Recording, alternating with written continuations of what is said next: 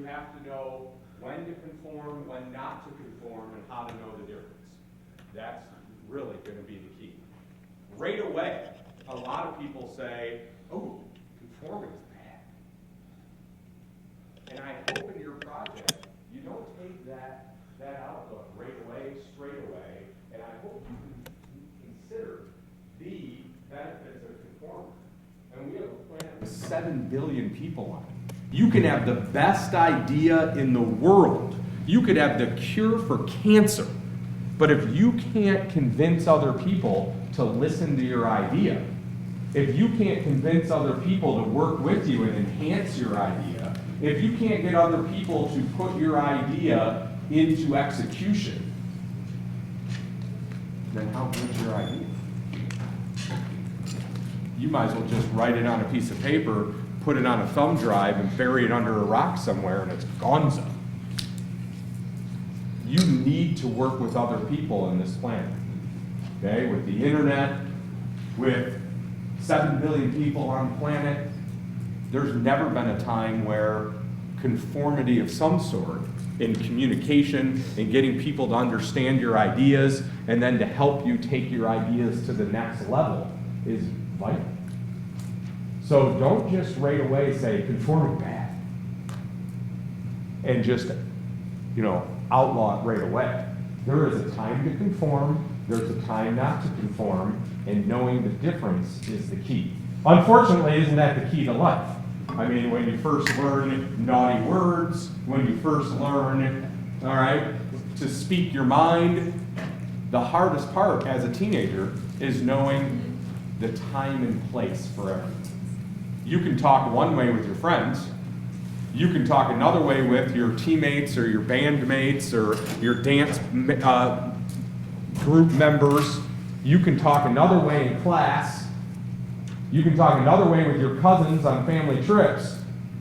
But you talk a different way with your parents, and a different way with church leaders, teachers, coaches, and a different way with your grandparents than even with any of those other groups. So learning time and place, learning your audience is key. And unfortunately, I was a teenager with a big mouth. You guys are teenagers, some of you have big mouths. Unfortunately, you put yourself in some awkward positions at certain times by saying things. So the key is learning time and place. The key with conformity and non-conformity is learning time and place, okay? Conforming can be cool. Conforming, wearing a scarf, growing a beard, those are cool and hip right now, okay? That's the place to be. Wearing the hunter boots, the rubber boots. If you wore those boots 5 years ago, people would be like, what are you wearing? Rubber boots? And now it's almost like if you're not wearing them, what's your problem? You need to get a pair. You don't have a pair of those in your closet? How could you possibly be equipped for a great weekend without having your hunter rubber boots? Okay? That'd be like 5 years ago not having a pair of Uggs. If you didn't have a pair of Uggs, you might as well be barefoot. Okay? So conforming can be fun. It can make you feel safe. It can make you feel accepted. Okay? And that there is some benefits to conforming, to fit in, to conform. Art, music, fashion, the ebb and flow of what is in and what is not in is very important to all of us as humans at certain points in our lives for certain things. I want granite, countertops in my kitchen. I want stainless steel appliances. Your parents might talk about that. I want hardwood floors. No, now tiles in it. I want a big screen TV projector. Oh no, now projectors are too fat. I need a narrow, hanging on the wall, big screen TV, flat screen. I mean, what's the difference? You're watching an image being transmitted through the airwaves. What's the difference? How you watch it. Whether it's a thick screen projector, whether it's a thin screen, who cares? But we like the trends. We like what's cool. We like what's in. All right? And knowing what that is, the ebb and flow of what's in, what's not in, what is conforming, what's not conforming. That's basically how art, music, and fashion work. And the people that are trendsetters in those fields, a lot of times are the ones that are considered geniuses, are the ones that can predict what the next cool thing is going to be. Okay, some fashion magazines try to predict, this spring we're going to have floral patterns and colors are out, but floral patterns are in. Solid colors are too boring and they're out. But for the spring of 2017, it might be floral patterns are out. Solid colors are now in. And you have to throw away everything in your closet and you have to buy new. Ooh, what a interesting philosophy for clothing producing companies to tell you that the old is out, you need to buy new. Oh, I wonder if they have a motivation to do that. But that's how those fields work. A lot of famous artists, they become popular and their work increases in wealth tremendously. A lot of times when what? They're dead. They predicted the next trend, they made the next trend, and it was not cool while they were alive, and now it's cool. That doesn't help them out very much. But in music, in art, in fashion, what's in, everyone wants. No one wants what was in and is now out, and everyone's trying to predict in those industries what's in next. So conforming, not conforming is kind of the whole basis for those three industries. Okay, whether it was Kurt Cobain and Nirvana in the 90s with the grunge music, people are like, what's this? We're still we're still with the 70s and 80s. We're listening to big ballads, Whitesnake and some Journey and Aerosmith, and now these guys are screaming in their garage and in their basement with this, Seattle grunge music, and they are complaining and they're criticizing, and I don't know, these guys are pretty edgy. And then Kurt Cobain was considered a genius, and then other groups started to mimic that. Pearl Jam and other garage band, grunge music band, they were on the cutting edge. They were on the new trend. They decided not to conform, and then what they started in Seattle area with grunge rock, Nirvana and Pearl Jam, then that became the conforming normal music. And then music moved on to another genre. So that's just how those fields work, okay? Recognizing when to conform or not to conform. Knowledge is knowing the truth. Wisdom is knowing how to apply it. You might be in a situation where you know there's possibly a better option. So whether it's college or whether it's work 8 years from now, you might be sitting with a team how to build a bridge, how to make a program and fund it to stop a disease or to start a vaccine. You might be sitting around with other experts like you and say, hey, you know what? There's a better way to do this.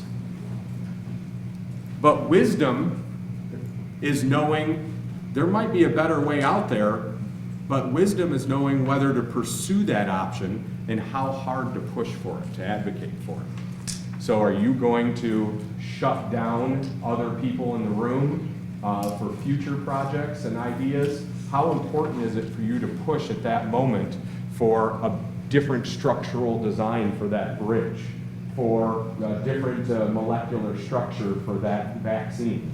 If it is the difference between it failing, the bridge, or the vaccine failing or succeeding, then you better push with everything you got. But if you're sitting there saying, hey, with this group of other colleagues of yours, if you're sitting there saying, hey, I think we need to go a different way with this project, I'm going to bring that up after lunch. But right now we're deciding what to have for lunch, and everybody wants Chinese, and I want Chipotle. And you stand up and throw pencils and say, I'm sick of you guys picking what you have for lunch, and I don't want Chinese, and that's terrible, and I want Chipotle. And you make a big scene, and you use all of your credibility, all of your fight, all of your confrontational ability, and then after lunch, you get your way, you get your Chipotle, and everyone's kind of scared of you and doesn't want to listen to you. and now you have to convince them of changing their design for what the whole team is discussing, you might have made a poor choice in deciding to be nonconformist about what everyone wants for lunch. And now people are not on your side and they're not willing to listen to you when it comes time for the real important time to be a nonconformist. So you have to have the wisdom to pick your time and place on when to conform and when not to conform. Knowledge is knowing that a tomato is a fruit. Wisdom is knowing not to put it in a fruit salad.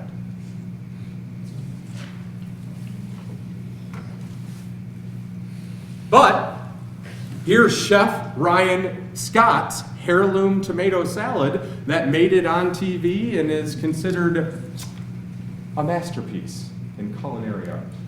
So he did put a tomato in a fruit salad.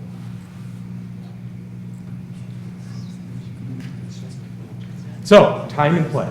Time and place. Time and place. You take this to your family gatherings, and your grandma's going to be like, "You put a tomato in the fruit salad? You know, that's crazy." But you are a chef somewhere, it might win you one of those competitions on Chopped and $10,000. Tomato, I need to make a fruit salad. Oh, let's put them together. And they say, "Genius, Hannah, $10,000, you win." Time and place. Time and place. Gotta look at it. Time and place. All right. Let's get to work. Let's do a little group activity. We're not going to spend a lot of time here. You guys probably already read it because you're super smart. How many of you have your whole group here that you're doing your cross-curricular project with? Anyone? Yeah. Okay, a few of you. I need you to get in those groups. Everyone else needs to get in a group of 3. I want mixed seniors and sophomores too. Beautiful. So make sure there's at least a mixture. You have 2 minutes to get in groups of 3. Go. Come on, seniors, let's go.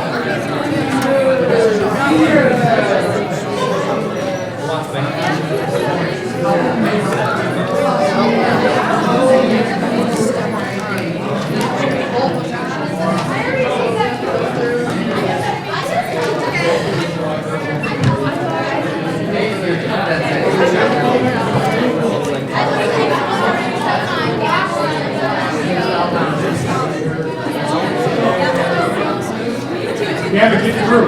Boom.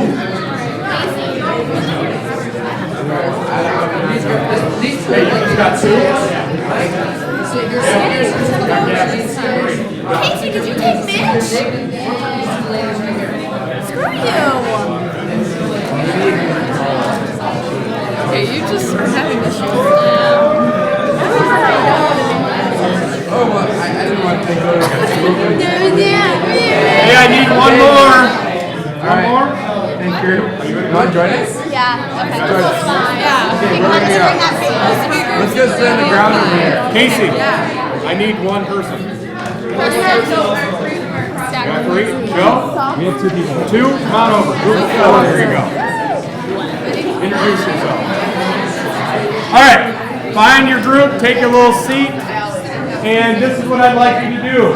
Let's go. You're in groups of 3. A plane goes down and they have a hard wooden boat with them as the life raft. I don't know how that happens, but I thought it looked cooler than one of those yellow boats that look like a rubber ducky. So your plane goes down. You have a group of 3. Add your group members to the bottom here, 19, 20, 21. Your group of 4, make it 22. Add your group members' names there. Now you know each other's names, so that's a beautiful thing.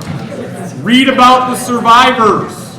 Okay? When you get to 19, 20, 21, hopefully you formulated a little synopsis of you and tell everybody about you. Determine the 10 to be put in the boat. The plane's going down, the waves are bad, the sharks are circling. We got 15 minutes to put people in this. It's quick. We don't have time for people to tell their whole life story. This is the information you know. You guys have about 3 minutes right now in your group to decide, I'll give you 4 minutes, to decide the 10 people that get put in the life raft. Ready? Go. Seniors, this works well. It's your ethics notebook. So we have 6 people.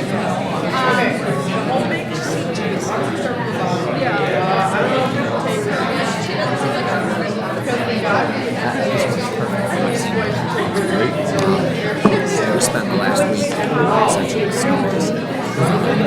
Talked about ethics and all theories of mental isolation, man theory, utilitarian theology, the whole thing. Their project is they have to make entries in their notebook that connect to theory of knowledge or areas of knowing or subject areas, but have the ways of knowing as well. You can't have a situation account for more than two of them.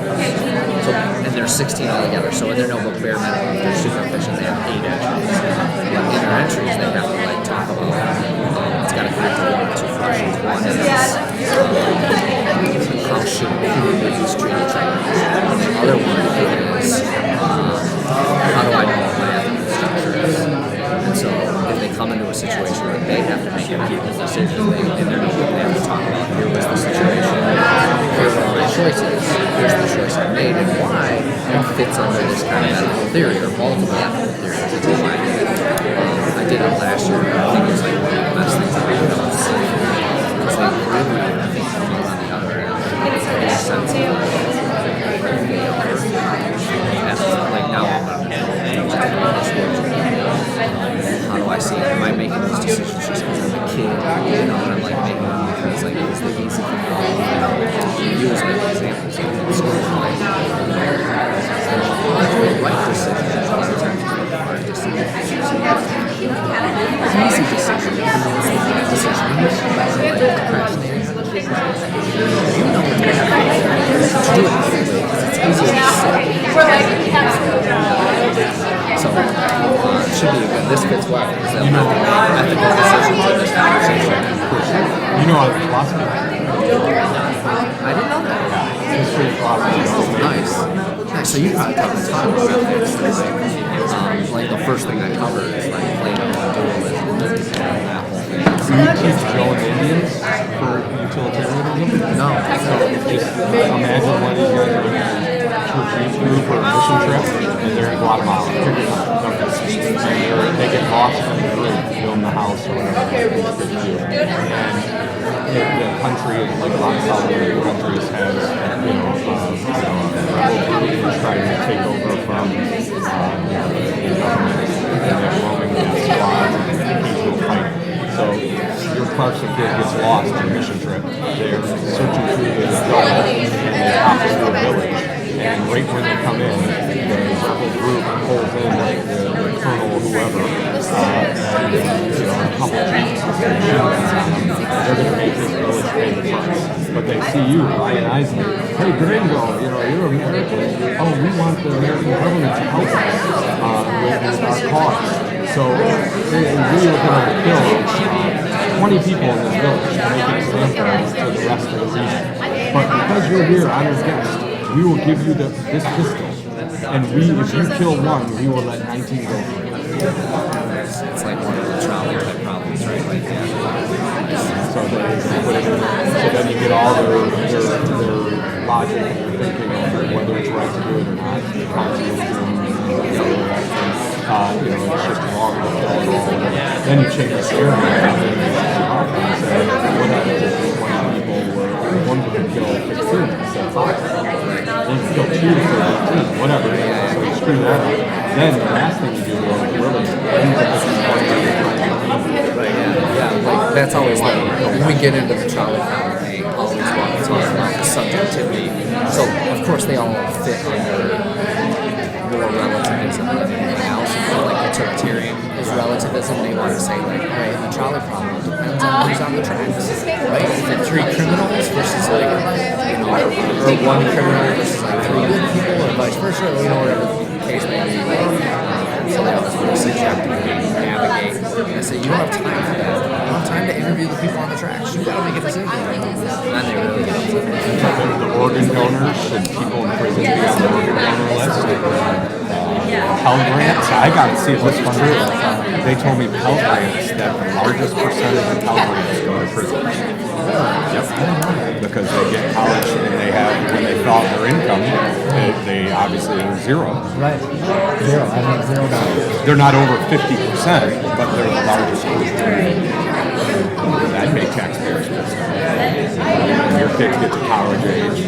I got Pell Grants at Eldon because my mom was single mom with 3 kids. So I did get Pell Grants. You don't pay them back, right? They're awesome. You know?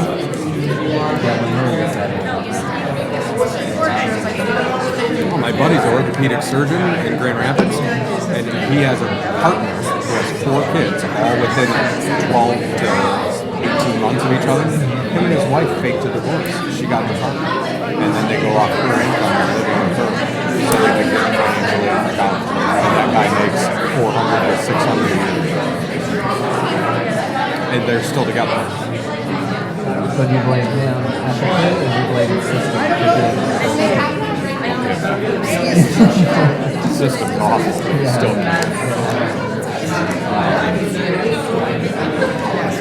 Please start to finish up. You have 1 minute.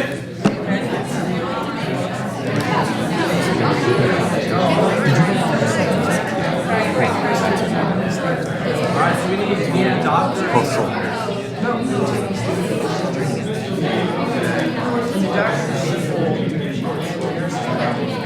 People you pick in the lifeboat. What did you do?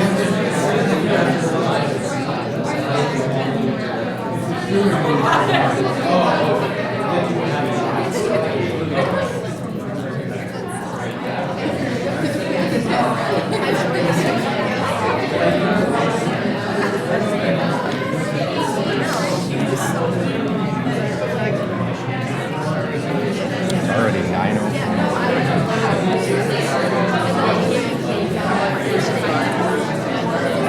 All right, thank you for doing that, and you guys can stay right where you're at, it's fine.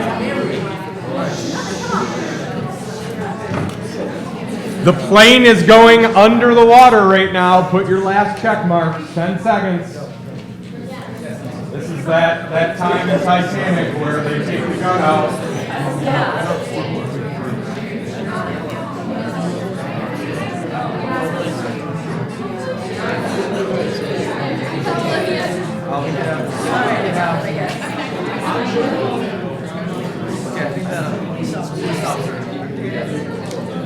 All right, great job.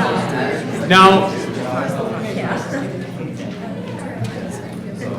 that's great. If everyone can find their seats back again, that'd be great.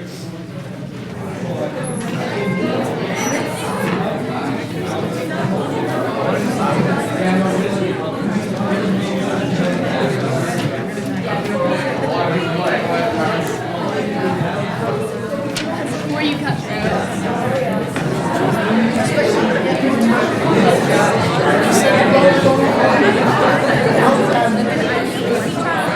Thank you for doing that. we definitely did a better It's always nice.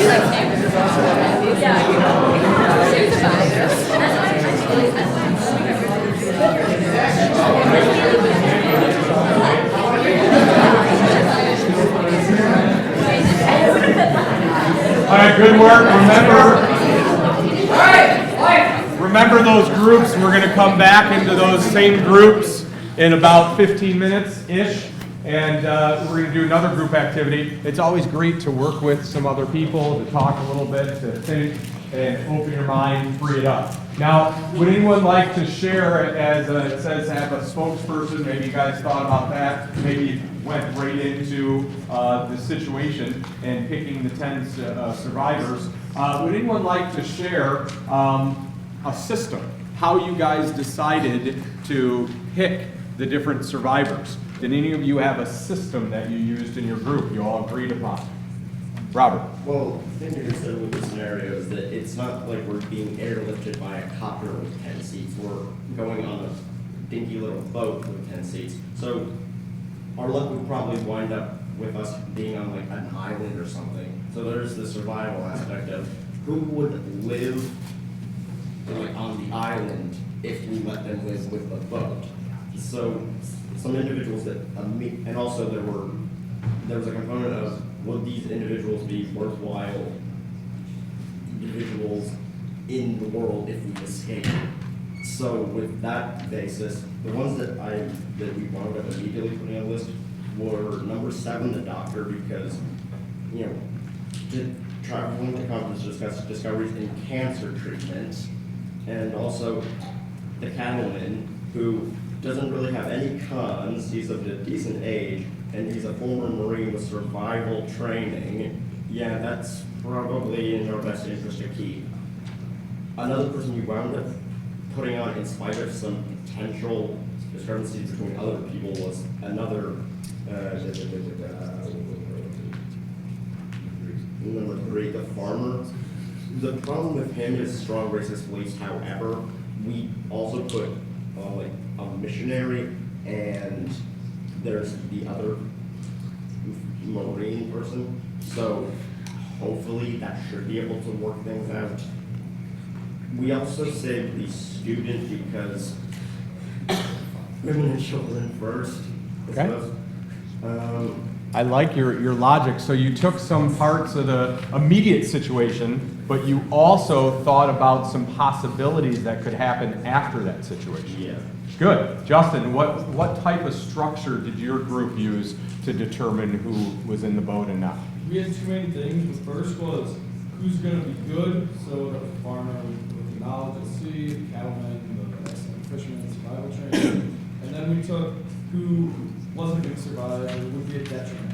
So, someone who is pregnant, someone with physical handicap, things that would make it, that's HIV positive, things that would make it harder to survive, and could be a spot used by someone else. And then from there, we just sort of picked semi-randomly based on who had kids. Interesting. Okay. Yes. Right off the bat, we saved ourselves. Absolutely. Because it's easier to like save yourself than these like fictional characters, because it's more realistic and personal to us. After that, we singled out, and like we were kind of biased towards choosing younger people or like middle-aged over like the elderly, just because we valued, I think, life more. And also we singled out like people that we didn't share beliefs with. So like the farmer that was super racist, we just kind of brushed him aside. So we did things like that to figure out who we wanted. Awesome. Charles. When we started, I was just kind of thinking of like the people that seemed important, but then Sam brought up the idea of their skills at home versus their skills in this situation. Mm-hmm. So we looked at more, I was originally thinking of like the CIA agent who had been collecting information on foreign governments and all that stuff. But like Robert said, there was a reasonably good chance that they wouldn't make it home anyway, or they might land on an island, or might just be stranded in this boat. So instead we looked for people who would have the more valuable skills in this situation. So like the farmer who had the former Navy captain with expert knowledge of the sea, the cattleman with the Marine survival training, the doctor partly because of the cancer treatment, and then also it's just kind of good to have a doctor. And then we basically launched this boat for 10 people with 4 people if this was a real situation, because we couldn't really decide on who else. Because after that, the lines it got iffy, because there were people who had not many other people that it was obvious, like, yes, they're very good in a survival situation. It was more just kind of way in life. So we were talking about the nurse, because that's kind of like the 2-for-1. She's pregnant, so it's saving 2 lives if they do make it, as opposed to just the one. But then also in that situation with the pregnancy, that would make it more difficult for her to survive in this situation. So we just kind of, we went back and forth a lot. That's good. Twofer. What I'm hearing a lot is about like quantifying life. So we have this like a moral dilemma. Like you could save this person and they have a child at home somewhere, and there is a chance they'll survive and they'll be able to provide more years of support and encouragement for the children. And then there's also, like you say, you should choose the person who's the most valuable. But like the value is like we're basing it all on the survival instinct, and we're not really looking at like if you have a Marine in your boat, like what is the chance that they're going to kill you in your sleep, so that they Have a better chance. they have a better chance of surviving. And they're like extremely like I don't feel myself. I'm not. And I know that think you should pick people that are most similar to you and that you can connect with, because I think I'd rather, in this situation, I think I'd rather go for like making the best out of the last days and like taking that same chance of survival than like having killers in my boat who are like racist and are gonna like possibly sacrifice the mission for their own life. I love it. I think you guys have some great ideas, and the main purpose of this is to open your mind and see how other people think. Unfortunately, we know through human history that if this type of situation occurred, most times when there's a division of resources or there's a division of life and death matters, a lot of times you don't get the chance to calmly, rationally think things out. It's the person that can yell the most, has the weapons, or has the most force, usually ends up winning. And in those situations, time and time again, those people win out. So when those situations occur later in human history, there's more of those type of people for the next situation through natural selection, through evolution.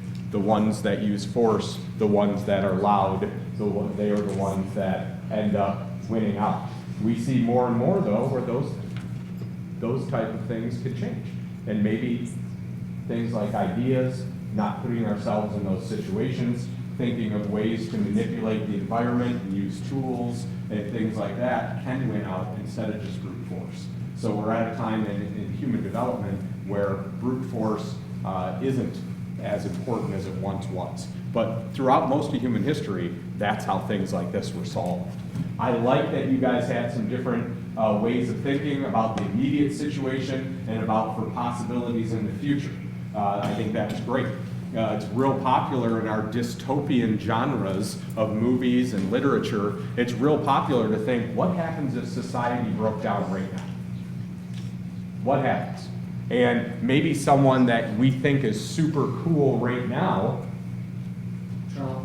Trump, sports heroes, music, okay? Maybe if you had to save someone right now and you wanted to hang out with them in our society now, you know, you want to hang out with Taylor Swift, or you want to hang out with Beyonce or Kid Cudi or someone like that. If you could have anyone come to your birthday party, maybe you'd want them to come, okay? But if society was gone, maybe that odd person in your neighborhood or group of family and friends that's a beekeeper would be someone that brings honey, someone that brings beeswax and the ability to make soaps and lotions and things, or to heal cuts and put the wax in and seal up a cut. Maybe that person is tremendously more vital than saving Kanye West.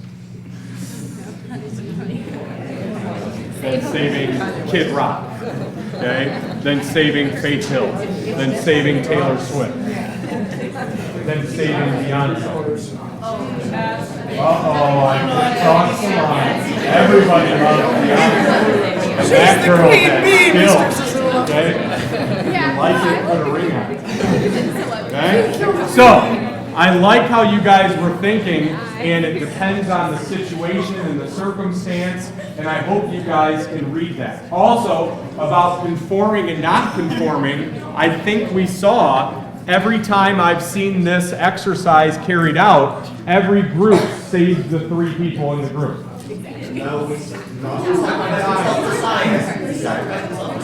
There we go. Almost every group.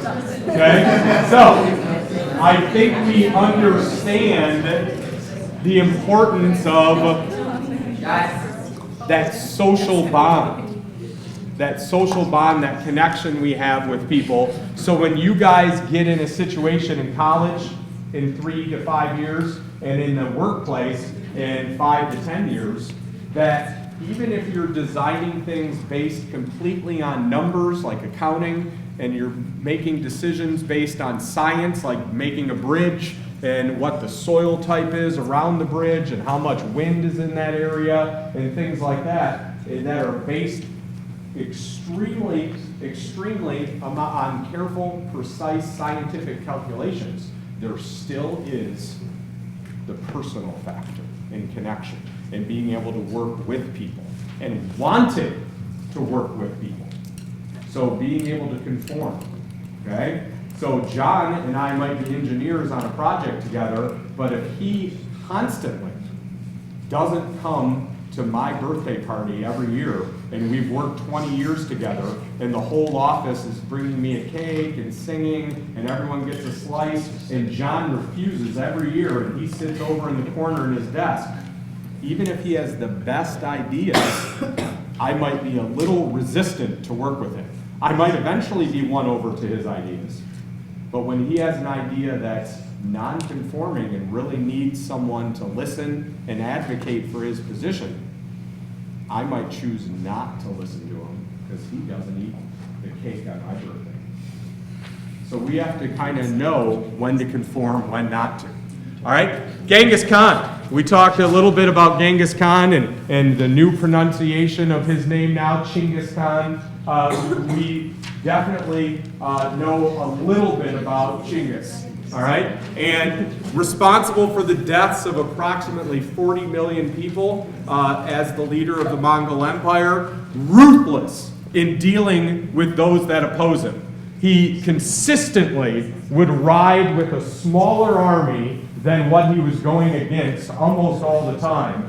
But because it was mobile and because he would probe, retreat, come in at different angles, his forces looked bigger than they were.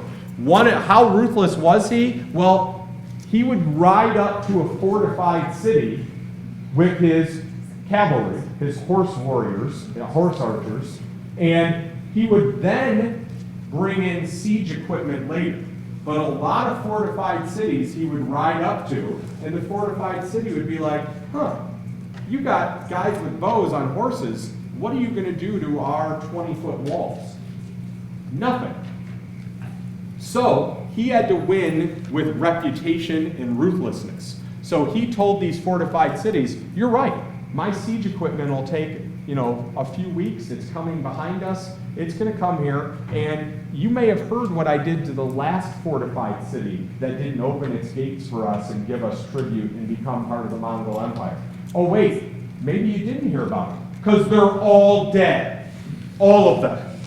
The last fortified city that resisted us, we killed everybody in the entire city once we finally broke their walls down, cracked the walls and came in. We killed them all. Okay? You probably have heard about that, not really from any of the people of that city because they're all dead, but maybe from surrounding civilizations. Okay? So that's why he was so ruthless. So a lot of times when the Mongols rode up to a fortified city, they just opened the gates and said, all right, we're part of the Mongol Empire, here's some tribute, what do we need to do to work? All right? Every once in a while people would resist, and they were all killed. So extremely ruthless, okay? And that's why that was pretty much how the ancient world worked very often, was complete razing of villages, towns, cities, and complete subjugation, complete domination, okay? And that was the norm back then. So what was abnormal, what was non-conforming, is when Genghis Khan, when he had brilliant military strategies. That was conforming, okay? And the execution of them, was rare. That's why he was so great, is he had brilliant strategies, so did a lot of military leaders at that time. And how he executed them with timing was what made him pretty rare. But what made him nonconformist is this second paragraph. He was an extraordinary leader of a large group, a huge empire, the largest land empire in human history. And what he did is, even with conquered peoples, even those that had led groups against the Mongols, he would select them and make them rulers in the Mongol Empire, even if they had been bitter foes against the Mongols. And that was pretty non-conformist. It's not entirely unheard of in human history, but it's pretty non-conformist to take someone that fought against you and make them a major trusted part of your empire. Was pretty non-conformist. Well, best example is in 1201 at the Battle of 13 Sides. General Jebe was selected as a ruler in the Mongol army, and what was extraordinary was he was part of a rival tribe that the Mongols were fighting, and somebody shot Genghis Khan in the neck in the Battle of 13 Sides. And the Mongols win, and they kill almost everybody, they round up the few survivors, and the Khan says, "Hey, somebody shot my horse." He didn't admit that he got shot, even though everyone could see it, but he had to maintain the image of invincibility. "One of you shot my horse." They're all rounded up, about ready to get all killed, okay? "Somebody shot my horse. Who was it?" Jebe says, "It was me." Stands forward and said, "I did it." And he shot the Khan.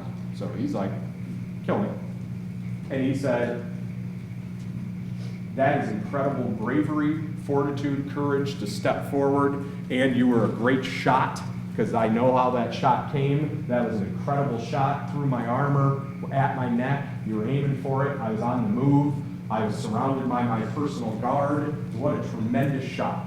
And Jebe meant arrow. And he changed his name. So Jebe was not this guy's real name. And Genghis called him Arrow, General Arrow, for the rest of his life, and made him a trusted general and part of the Mongol Empire. Okay? So pretty cool. All right? Conformist thinking is linear. We know with things like the Pythagorean theorem that linear thinking is neat, it's orderly, it's logical. There's rules to follow, okay? If I have seen further, it's by standing on the shoulder of giants. We started with that. And those scientists in the scientific revolution, they took earlier learning and they expanded upon it. Standing on the shoulders of giants. So Newton took ideas from Archimedes, took ideas from Aristotle, and he built upon them, okay? Linear thinking. Last semester in world history, we talked about this. Seniors, it was a couple years ago for you. Think of that linear thinking and building upon earlier thought with astronomy. Ptolemy in ancient Greece starts to build the initial geocentric model of the universe. Okay, now we know it as the solar system, but the universe with the Earth as the center, geocentric. And then Copernicus breaks through, and he has the heliocentric model. No, the sun is the center of the universe. Then Kepler enhances on Copernicus's work and makes some more laws about the universe. And Tycho Brahe gathers data and helps set up work for even more in the future. So they're all linearly building upon each other and progressing forward in astronomy. And then you get Galileo with major nonconformist type thinking, breaks through with what the Catholic Church wants people to believe, and he says, no, for sure Copernicus is right, that it's the sun at the center, okay? And the earth revolves around the sun. And it almost got him excommunicated and almost got him killed. That type of nonconformist thinking was awesome. But if people had done it before Copernicus, they might have been killed. Linear thinking, formulaic, step by step, versus divergent thinking, spontaneous, free flowing. That's what I want you guys to think of. That's what I think will help for your project. In astrophysics, the old theories, things like the Big Bang is still out there, but the universe created by an explosion. Then gravity was pulling the universe back together into an ultimate, inevitable collapse into what?